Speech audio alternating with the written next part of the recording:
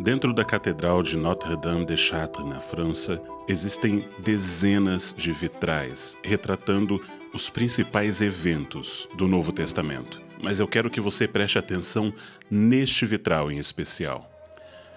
Ele foi feito para homenagear Maria Madalena e mostra sua jornada desde sua posição humilde, ungindo os pés de Jesus, depois o seguindo, chegando ao túmulo vazio, onde ouve do anjo que Jesus ressuscitou, avisando aos discípulos, e por fim, sua morte. E ao retratar essa mulher de quem a Bíblia afirma que Jesus expulsou 7 demônios, aprendemos sobre o tipo de pessoas que Jesus escolheu.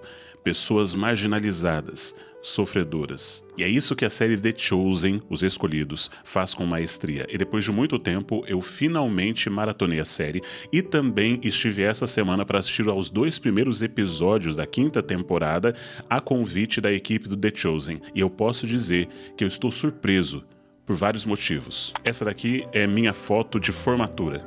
Essa é do culto de ação de graças da formatura. Eu sou aquele cara estiloso lá do fundo. Durante 4 anos, eu estudei grego, hebraico, hermenêutica, exegese, homilética, arqueologia, filosofia e muitas outras matérias que tinham como principal objetivo me capacitar, me dar ferramentas para entender este livro. O livro mais importante da história, um livro que construiu e destruiu nações, um livro capaz de dividir a história no meio e que formatou toda a cultura ocidental. Adaptar isso é quase impossível.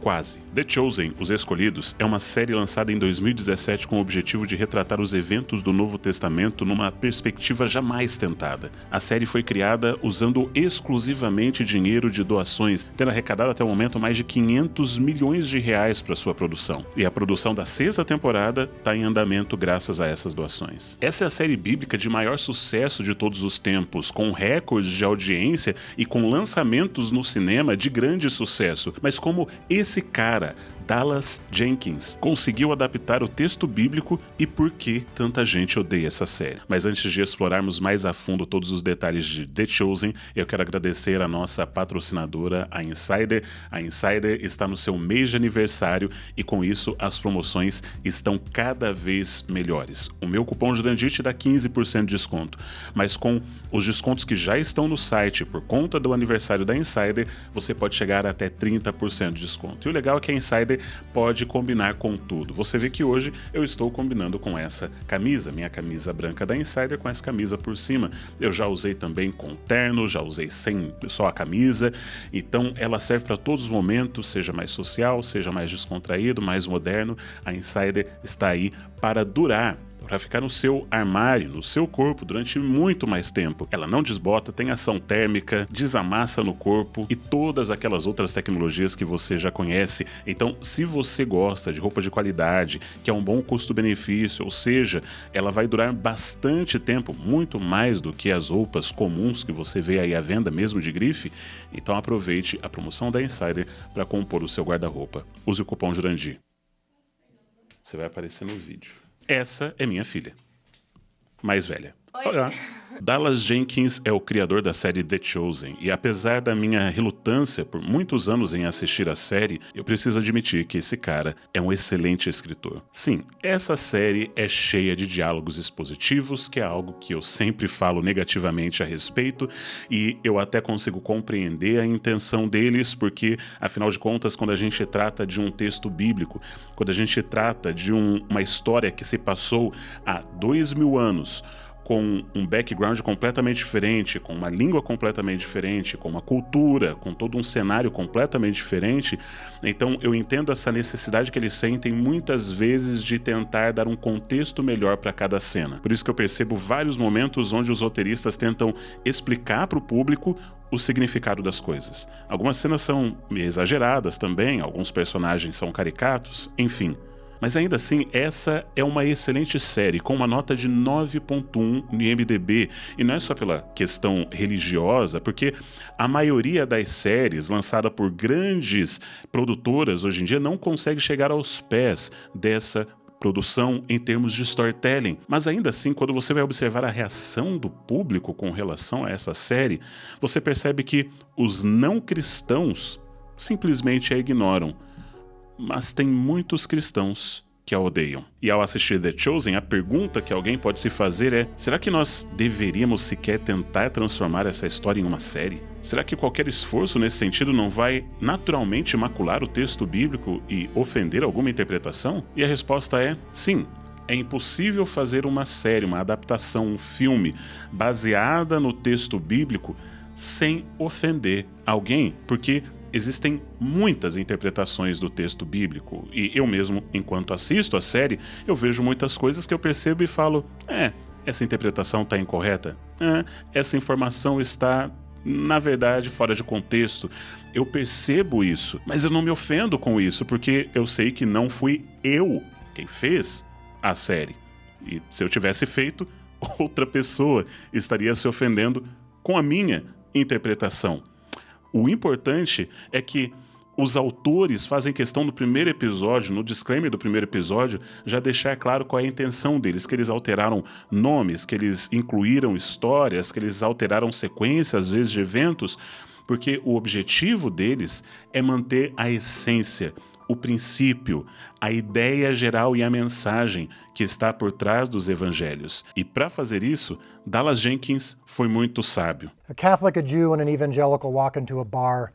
Who actually walks out first because they're offended that they're even near a bar?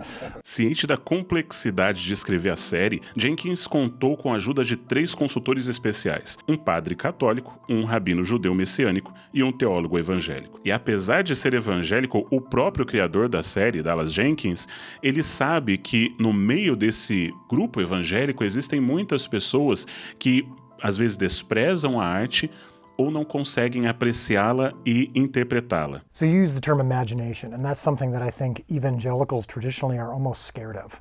Almost all of the great art that's faith-based has come from Catholics. Evangelicals tend to be distrusting of imagery.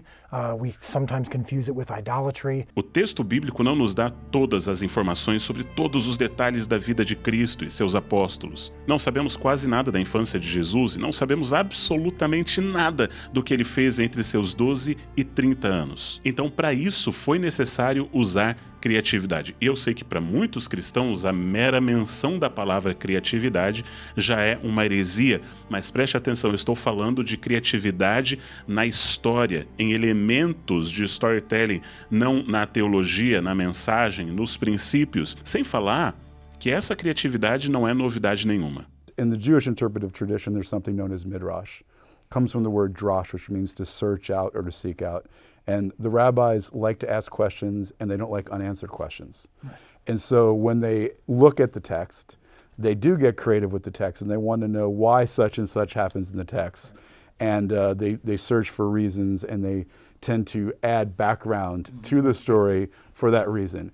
And so I'd say really what you're doing is very Jewish in a sense. It's kind of a Christian midrash on the story, on the text. Mas agora que já falamos um pouco sobre os haters da série, vamos falar sobre o porquê de ela ser tão genial. Esse livro é O Conde de Monte Cristo, de Alexandre Dumas. Essa é a edição de 2 tomos e esse daqui é um clássico da literatura francesa, um dos livros mais amados, se bem que C.S. Lewis tinha algumas críticas com relação à escrita de Dumas, e muitos críticos desprezam a qualidade de Dumas, mas ele é popular, é um excelente livro e já teve mais de 30 adaptações para o cinema.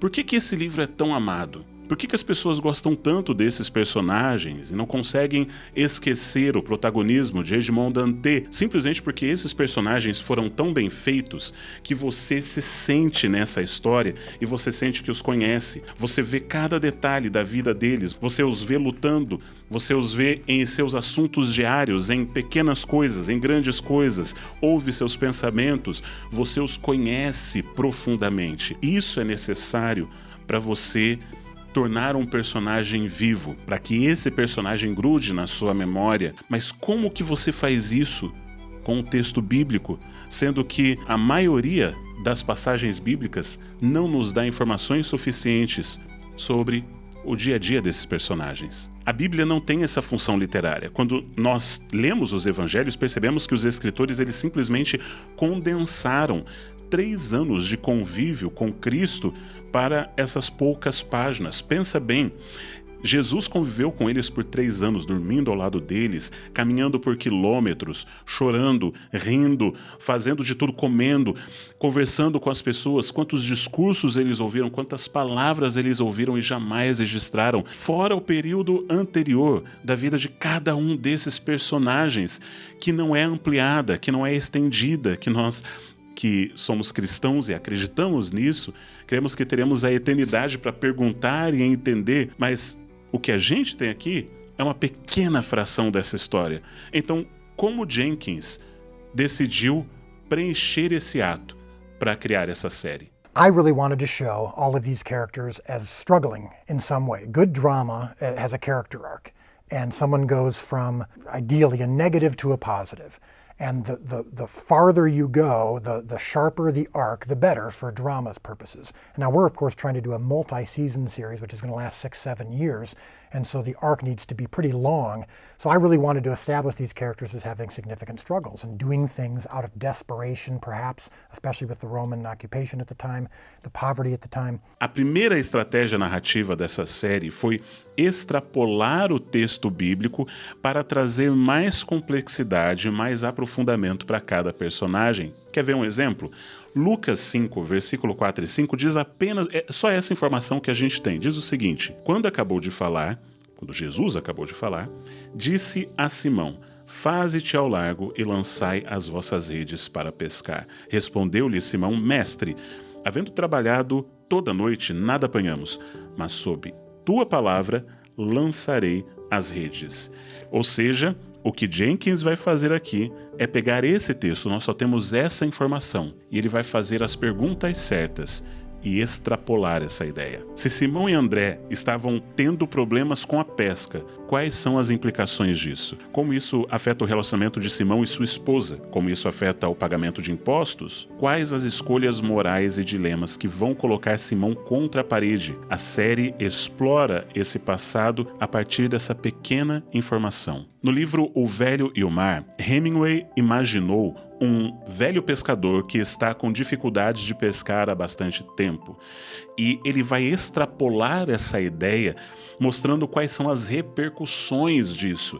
As pessoas supersticiosas daquela região começam a se afastar desse homem, acham que ele está numa maré de azar, de que ele vai transmitir esse azar, não querem ter nada com ele. E com isso esse homem toma uma decisão audaciosa de ir ao mar e tentar uma última pesca. E lá ele tem uma pesca maravilhosa e terrível. Pegar uma pequena ideia e extrapolar essa ideia.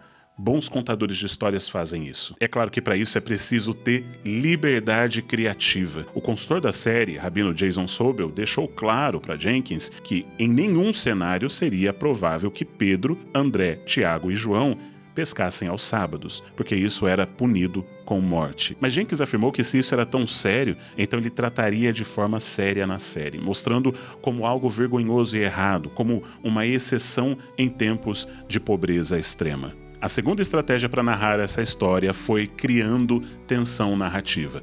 Mas para você entender isso, a gente vai ter que dar uma olhada nesta cena de Vingadores, a Guerra de Ultron. Nessa cena, os Vingadores se revezam tentando erguer o Mjolnir, o martelo do Thor, mas fracassam miseravelmente, mesmo usando toda a sua força. Mas então, chega a vez de Steve Rogers, e por um instante, Thor fica com medo de que o Capitão América conseguisse levantar o martelo. E é por isso que, 4 anos depois, em Vingadores Ultimato, quando o Capitão América finalmente segura o martelo do Thor, a audiência foi ao delírio.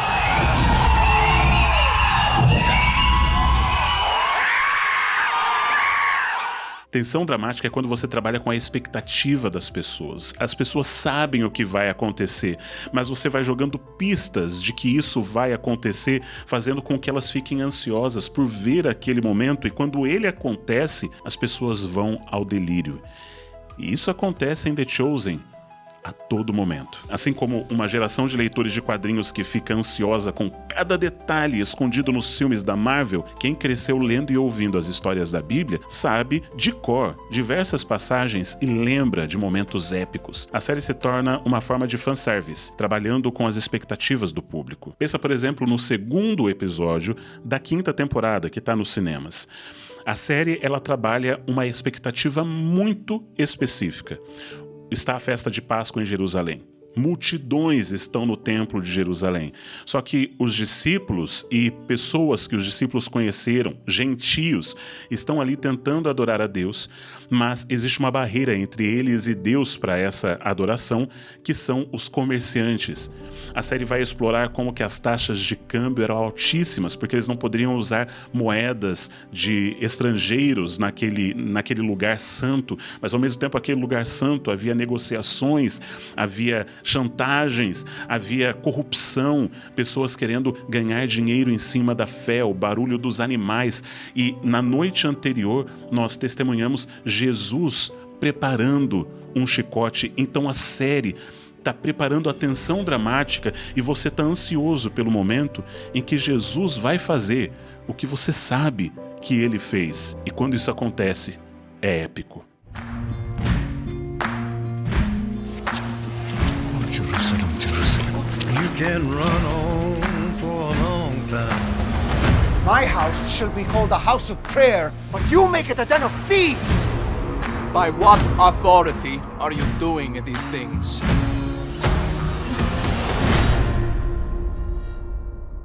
My own! Sooner or later, gotta cut you down.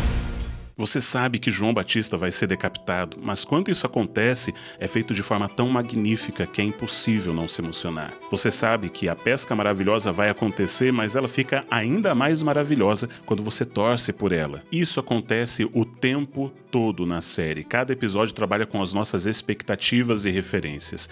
Mas a terceira estratégia narrativa dessa série é a mais importante.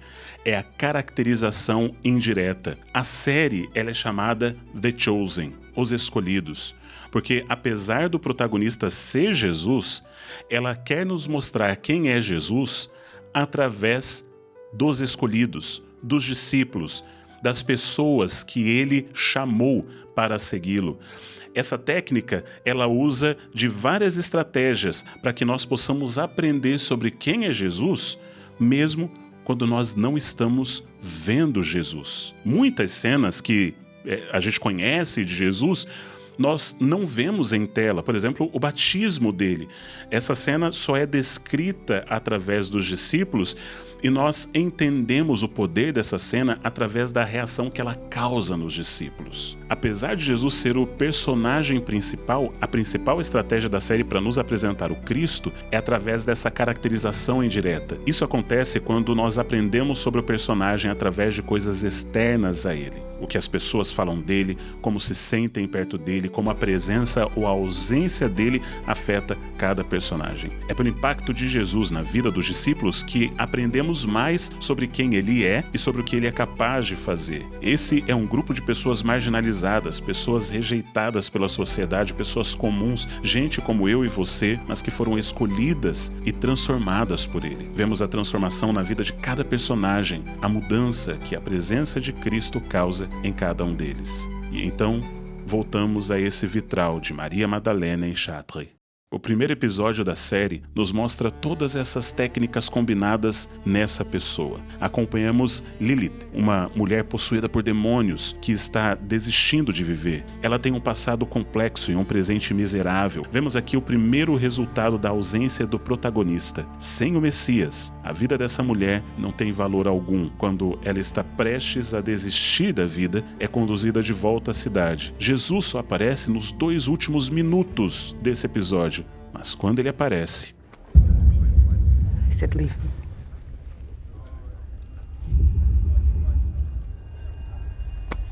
That's not for you. Uma personagem complexa, tensão dramática e caracterização indireta. Dessa forma, essa série consegue criar expectativa e ter um storytelling primoroso. E sim, ela tem muita liberdade criativa. Mas não existe boa arte sem liberdade criativa. E essa daqui é uma boa arte. No final das contas, é por isso que nós assistimos The Chosen, porque nós estamos vendo a história mais famosa de todos os tempos, com a qual todos estamos familiarizados. E estamos vendo uma perspectiva diferente, uma perspectiva que às vezes extrapola o texto. Às vezes, na minha perspectiva ou na sua perspectiva, pode ter alguma contradição com o texto, mas ainda assim mantém o princípio, a mensagem, a fidelidade ao que o texto está querendo trazer. A mensagem de que Jesus é o protagonista, que consegue transformar completamente a vida de qualquer coadjuvante. E você, já assistiu essa série? Tá gostando dela? O que mais te chama a atenção nessa história? Interpretação, nem falei sobre isso, os atores são maravilhosos. O que mais te chama a atenção nessa história? Deixa aí nos comentários, me diga se você acha que ela é realmente merecedora da nota 9.1 e de ser hoje a série bíblica de maior sucesso, o maior crowdfunding da história e um dos maiores sucessos de bilheteria em termos de filmes religiosos de todos os tempos. Deixa aí nos comentários se você quer conteúdo mais detalhado sobre cada episódio. Eu tô postando uma série sobre cada um dos episódios em conjuntos de 2, a cada 2 episódios eu faço um vídeo que eu vou colocando no Substack e também aqui para os membros. Recomendo que você vá em especial para o Substack, porque lá tem muito mais conteúdo. Um forte abraço, Feliz Páscoa e arrivederci.